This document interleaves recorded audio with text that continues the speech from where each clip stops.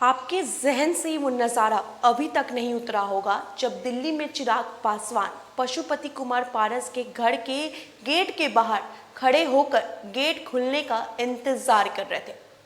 करीब आधे घंटे बाद बाहर का फाटक खुला, लेकिन दरवाजा बंद था।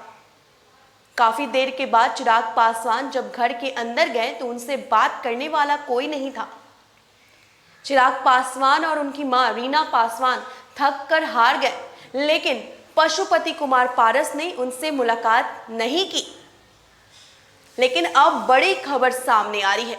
दरअसल कट्टर दुश्मन बने चाचा पशुपति कुमार पारस और भतीजे चिराग पासवान की मुलाकात होने जा रही है।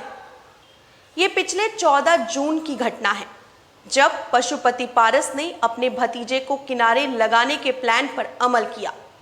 पारस के नेतृत्व में लोजपा के 5 सांसद लोकसभा अध्यक्ष ओम बिरला से मिलने गए थे और उसके बाद ये नोटिफिकेशन जारी कर दिया गया था कि पारस लोजपा संसदीय दल के नेता होंगे।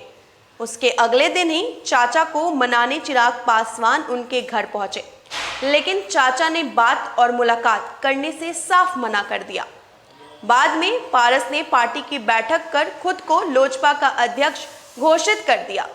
उसके बाद केंद्र सरकार में उन्हें मंत्री पद से भी नवाज दिया गया।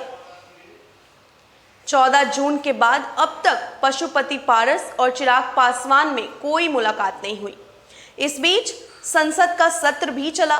वहां चिराग पासवान भी पहुंचते थे, लेकिन पारस उनके चेहरे पर भी नहीं देखते थे।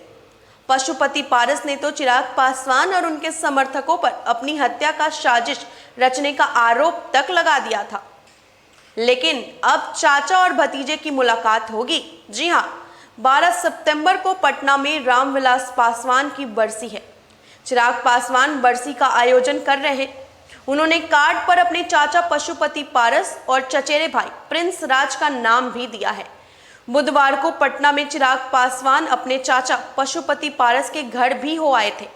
वहां पारस तो नहीं मिले, लेकिन उनके दामाद को बरसी का कार्ड देकर चिराग वापस लौट आए। अब पशुपति कुमार पारस ने रामविलास पासवान की बरसी में शामिल होने का फैसला किया है। लोजपा के कोषाध्यक्ष सुनील सिन्हा ने बताया कि पशुपति कुमार पारस 12 सितंबर को स्वर्गीय रामविलास पासवान की बरसी में शामिल होंगे। उन्होंने अपनी पार्टी के नेताओं को इसकी जानकारी दी है।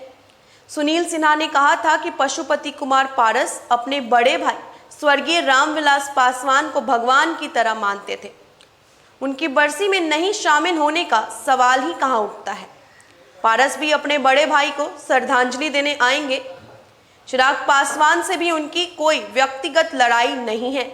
चिराग जिस तरह से पार्टी चलाने की कोशिश कर रहे थे, उसके कारण पशुपति कुमार पारस को फैसला लेना पड़ा।